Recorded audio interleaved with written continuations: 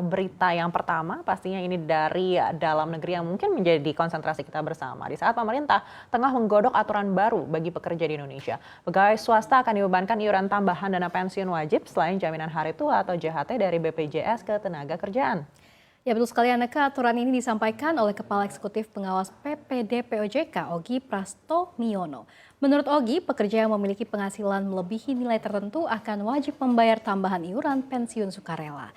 Tujuannya adalah untuk meningkatkan rasio pendapatan pekerja saat pensiun dibandingkan gaji di saat bekerja dari 20% menjadi 40%. Saat ini proses penyusunan aturan tengah dilakukan dan akan diresmikan Januari 2025. Selain potongan dana pensiun wajib ini, pekerja kelas menengah juga akan rencananya dikenai potongan tapera dan asuransi wajib kendaraan bermotor.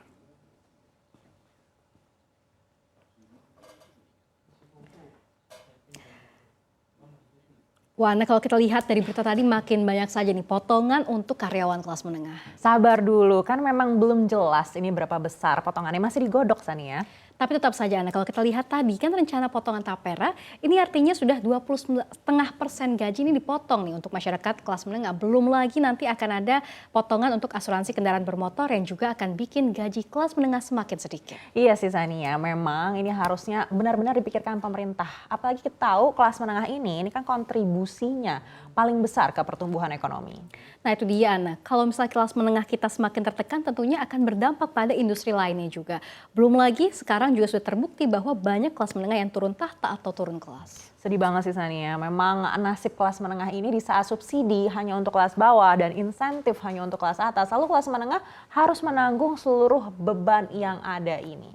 Ya betul sekali Ana, dan kita harapkan ada pertimbangan dari pemerintah baru nantinya untuk mempermudah kelas menengah dan menjaga daya beli masyarakat. Apalagi target pertumbuhan ekonomi pemerintah baru adalah 7-8%. Ini bagaimana bisa visible apabila tidak ada gebrakan ekonomi yang dahsyat? Iya, apalagi rencana menjadi Indonesia Emas 2045. Jangan-jangan bukan Indonesia Emas tapi malah Indonesia Cemas. Nah berikutnya ini juga sedikit bikin cemas nih Sania, tapi hanya untuk orang-orang mampu yang suka memanfaatkan subsidi bagi kelas bawah. Nah, ini disampaikan juga oleh Menteri Koordinator Bidang Kemaritiman dan Investasi Luhut Binsar Panjaitan yang menyatakan pengawasan pembelian BBM bersubsidi nantinya akan menggunakan teknologi kecerdasan buatan alias Artificial Intelligence atau AI. Nah, untuk mengetahui warga yang berhak mendapatkan BBM subsidi. Wow, oke. Luhut juga memastikan ya Anneke kalau kebijakan pembatasan BBM subsidi tidak akan mengganggu daya beli masyarakat sebab yang berhak menerima tetap bisa membeli Pertalite dan BBM subsidi lainnya. Nah, menurut Luhut yang berhak membeli BBM subsidi diantaranya adalah para pengemudi ojek online. Luhut pun juga menyebutkan nih Anneke tidak ada kenaikan harga BBM subsidi, yang ada hanyalah membuat subsidi BBM tepat sasaran hanya bagi yang berhak menerima. Wah, Sania, semakin canggih ya pemerintah ini memanfaatkan kecerdasan buatan teknologi AI. Betul sekali Anneke, dan juga diharapkan dengan kemajuan teknologi ini subsidi BBM bisa lebih tepat sasaran. Kalau memang bisa hemat hingga 90 triliun rupiah per tahun. Nah, sisa uangnya ini kan bisa dialihkan ke program yang juga vital seperti edukasi misalnya. Betul sekali Anneke, nah tapi lagi-lagi masalah implementasi dan juga pengawasan ini yang harus serius. Apalagi kita punya kelemahan di pendataan, kadang aja data tiap instansi ini kan berbeda-beda ya. Nah, selain itu tentu dibutuhkan kesadaran masyarakatnya juga Sania. Harus dibangun budaya malu menerima subsidi bila tidak membutuhkan. Itu tepat sekali Anneke, tapi sebetulnya bagaimana sih cara kerja program AI ini? Nah, kalau menurut yang disampaikan oleh Opung Luhut, data penduduk yang berhak menerima subsidi akan diolah oleh AI untuk dihubungkan dengan sistem pengisian BBM di SPBU. Jadi jika plat nomor kendaraan tidak masuk sebagai golongan penerima, nantinya nozzle selang pengisian itu mati dengan sendirinya Sania. Oke, wah jadi artinya lagi-lagi pendataan ini menjadi hal yang vital dan juga krusial ya.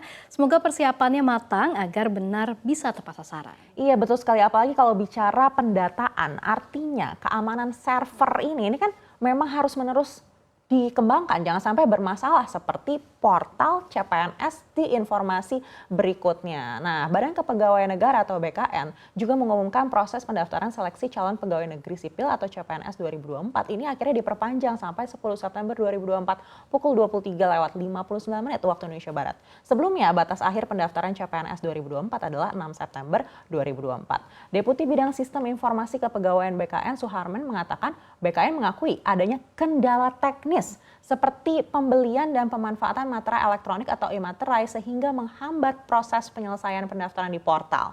Menurut Suharman, hal inilah yang jadi alasan utama perpanjangan pendaftaran. Suharman juga menyebut kendala pembelian e-materai oleh masyarakat di seluruh platform peruri tidak dapat dibebankan kepada calon pelamar. Oleh sebab itu, Panselnas mengambil kebijakan dengan memberikan tambahan waktu pendaftaran selama 4 hari. Dari sebelumnya batas waktu pendaftaran berakhir pada tanggal 6 September jam 23.59 WIB, diubah menjadi 10 September 2024 jam 23.59 waktu Indonesia Barat.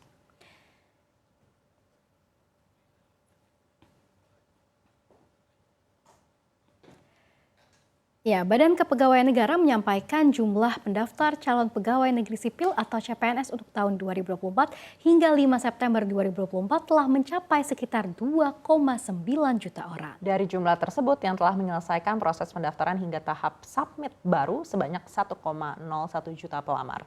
Di tahun 2024 ini tersedia 250.407 formasi bagi 69 instansi pusat dan 478 instansi daerah.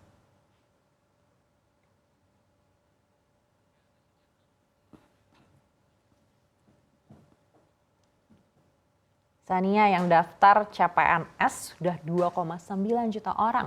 Itu tadi data per 5 September dari Badan Kepegawaian Negara. Artinya kalau sekarang mungkin sudah nambah lebih banyak lagi, Sania. Betul sekali, Ana. Apalagi sekarang ini diperpanjang begitu ya sampai 10 September. Tentu bisa lebih banyak lagi yang daftar. Dan yang menarik juga, ini berarti akan meningkatkan penerimaan negara dari bea materai. Karena kemarin ketika saya ngobrol-ngobrol dengan teman-teman yang mencoba untuk melamar CPNS, katanya untuk melamar CPNS ini paling tidak dibutuhkan 2 materai untuk setiap pelamar. Wow, bener banget Ana. Dan 2 materai tadi per pelamar, tapi datanya juga sudah ada 2,9 juta pelamar ya Ana ya. Ini harga materai itu kan satunya Rp12.500. Jadi kalau butuh 2 materai, paling nggak pelamar ini harus keluar Rp25.000. Nah, dihitung-hitung pasti penerimaan negara dari harga materai sendiri dari para pelamar CPNS ini juga bisa mencapai Rp73 miliar sendiri nih Ana. Wah, Rp73 miliar dan ini baru 2,9 juta pelamar ya Sania. Kalau lebih banyak lagi berarti bisa lebih besar dari jumlah tersebut. Betul sekali Ana, dan cukup besar juga kontribusinya ke negara ya. Tapi semoga mereka semua bisa sukses dan bisa diterima di posisi yang diinginkan. Dan kalaupun misalnya belum keterima, tentunya semoga bisa tetap sukses dimanapun berkarya. Betul sekali Sania, karena memang cukup ketat persaingannya ya untuk lolos seleksi CPNS ini. Dan pelamarnya jutaan, sementara formasinya hanya sekitar ratusan ribu saja. Jadi ya semoga ini bisa jadi kesempatan untuk lebih banyak orang lagi Sania.